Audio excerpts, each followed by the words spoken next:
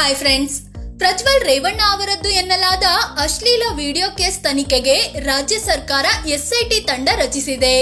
ಅದರಲ್ಲಿ 3 IPS ಅಧಿಕಾರಿಗಳಿದ್ದು ಅವರಲ್ಲಿ 2 ಮಹಿಳೆಯರೇ ಇದ್ದಾರೆ. ಆ 2 ಮಹಿಳಾ IPS ಅಧಿಕಾರಿಗಳು ಯಾರು? ಆ ಡೈನಾಮಿಕ್ ಮಹಿಳಾ ಅಧಿಕಾರಿಗಳು ಎಲ್ಲೆಲ್ಲಿ ಕೆಲಸ ಮಾಡಿದ್ದಾರೆ? ತಂಡದಲ್ಲಿ ಇನ್ನು ಯಾರ್ಯಾರು ಇದ್ದಾರೆ? ಎಲ್ಲವನ್ನು ಈ ವಿಡಿಯೋದಲ್ಲಿ ಹೇಳ್ತೀವಿ. ಅದಕ್ಕೂ ಮುನ್ನ ನೀವಿನ್ನು ನಮ್ಮ ಚಾನೆಲ್ಗೆ ಸಬ್ಸ್ಕ್ರೈಬ್ ಆಗಿಲ್ಲ ಅಂದ್ರೆ ಈ ಕೂಡಲೇ ಆಗಿ ಪಕ್ಕದ ಗಂಟೆ ಗುರುತಿನ ಮೇಲೆ ಕ್ಲಿಕ್ ಮಾಡಿ. SIT ತಂಡದಲ್ಲಿ ಯಾರೆಲ್ಲ ಇದ್ದಾರೆ? ಪ್ರಜ್ವಲ್ ರೇವಣ್ಣ ಕೇಸ್ ತನಿಖೆಗೆ ವಿಜಯ್ ಕುಮಾರ್ ಸಿಂಗ್ ನೇತೃತ್ವದಲ್ಲಿ SIT ರಚಿಸಲಾಗಿದೆ. ಅವುಗಳಲ್ಲಿ 3 ತಂಡ ಇದ್ದು ಅವುಗಳ ನೇತೃತ್ವವನ್ನು 3 IPS ಅಧಿಕಾರಿಗಳಿಗೆ ನೀಡಲಾಗಿದೆ. IPS ಅಧಿಕಾರಿ ವಿಜಯ್ ಕುಮಾರ್ ಸಿಂಗ್ ಖುದ್ದು ಒಂದು ತಂಡದ ನೇತೃತ್ವ ವಹಿಸಿದ್ದಾರೆ. 2 ಮತ್ತು 3ನೇ ತಂಡದ ನೇತೃತ್ವವನ್ನು ಸುಮನ್ ಡಿ ಪನ್ನೇಕರ್ ಮತ್ತು ಸೀಮಾ ಲಾಟ್ಕರ್ ಅನ್ನೋ ಮಹಿಳಾ IPS ಅಧಿಕಾರಿಗಳು ವಹಿಸಿದ್ದಾರೆ. ಇವರಲ್ಲದೆ 3 ಮಹಿಳೆಯರು ಸೇರಿ 5 ಇನ್ಸ್ಪೆಕ್ಟರ್ಗಳು ಹಾಗೂ 3 ಮಹಿಳೆಯರು ಸೇರಿ 4 PSI, 4 ಹೆಡ್ ಕಾನ್ಸ್ಟೇಬಲ್ ಹಾಗೂ 2 ಕಾನ್ಸ್ಟೇಬಲ್ ಕೂಡ ತಂಡದಲ್ಲಿದ್ದಾರೆ. BK ಸಿಂಗ್ ಹಿರಿಯ IPS ಅಧಿಕಾರಿಯಾಗಿದ್ದು ಸದ್ಯ CIDಯ DIG ಆಗಿ ಕೆಲಸ ಮಾಡ್ತಿದ್ದಾರೆ. ಜೊತೆಗೆ ಪತ್ರಕರ್ತೆ ಗೌರಿ ಲಂಕೇಶ್ ಹತ್ಯೆ ಕೇಸ್ ತನಿಖೆ ನಡೆಸಿದ್ದು ಕೂಡ ಇವರೇ. ಆದ್ರೆ ಈ ವಿಡಿಯೋದಲ್ಲಿ ಲೇಡಿ IPS ಅಧಿಕಾರಿಗಳಾದ ಸುಮನ್ ಡಿ ಪನ್ನೇಕರ್ ಮತ್ತು ಸೀಮಾ ಲಾಟ್ಕರ್ ಬಗ್ಗೆ ನೋಡೋಣ. ಡಾಕ್ಟರ್ ಸುಮನ್ ಡಿ ಪನ್ನೇಕರ್ ಯಾರು?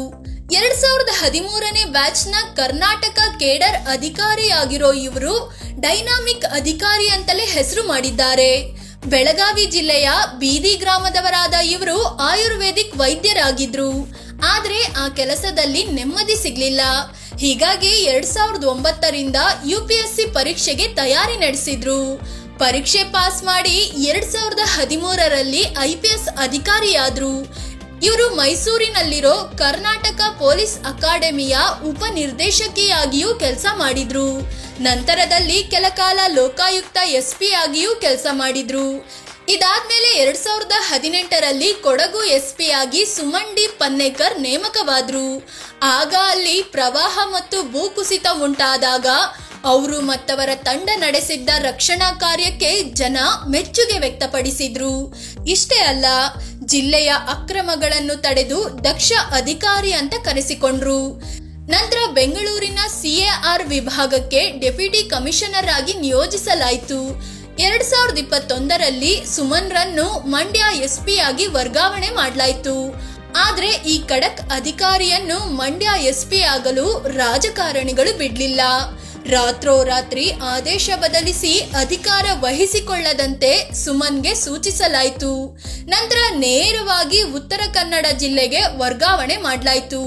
ಉತ್ತರ ಕನ್ನಡ ಜಿಲ್ಲೆಯ ಮೊದಲ ಮಹಿಳಾ SP ಈ Suman D Pannekar.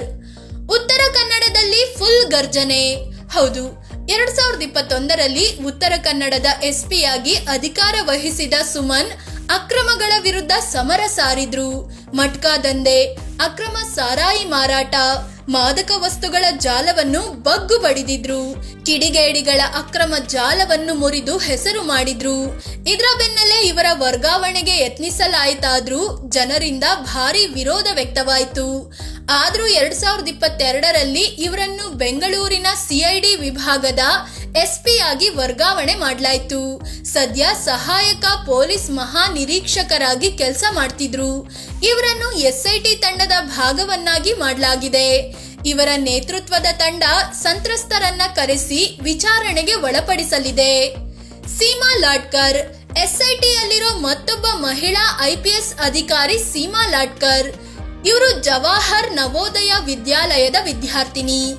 UPSC pass ಮಾಡಿದ ಇವರು 2011ನೇ ಬ್ಯಾಚ್ನ IPS ಅಧಿಕಾರಿ.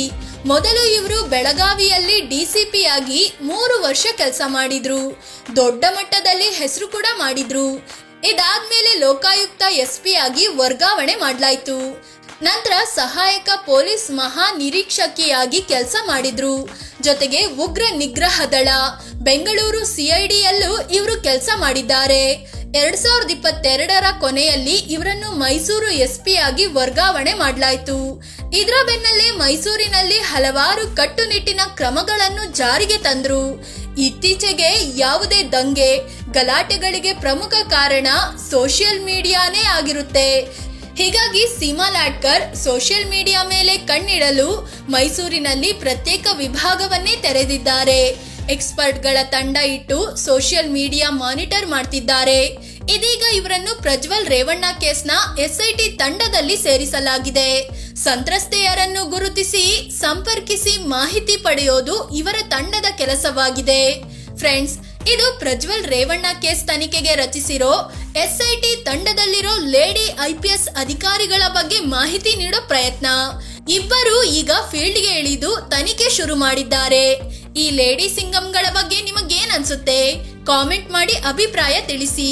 ಹಾಗೆ ನೀವಿನ್ನೂ ನಮ್ಮ ಚಾನೆಲ್ಗೆ ಸಬ್ಸ್ಕ್ರೈಬ್ ಆಗಿಲ್ಲ ಅಂದ್ರೆ ಈ ಕೂಡಲೇ ಆಗಿ ಪಕ್ಕದ ಗಂಟೆ ಗುರುತಿನ ಮೇಲೆ ಕ್ಲಿಕ್ ಮಾಡಿ. ಧನ್ಯವಾದ.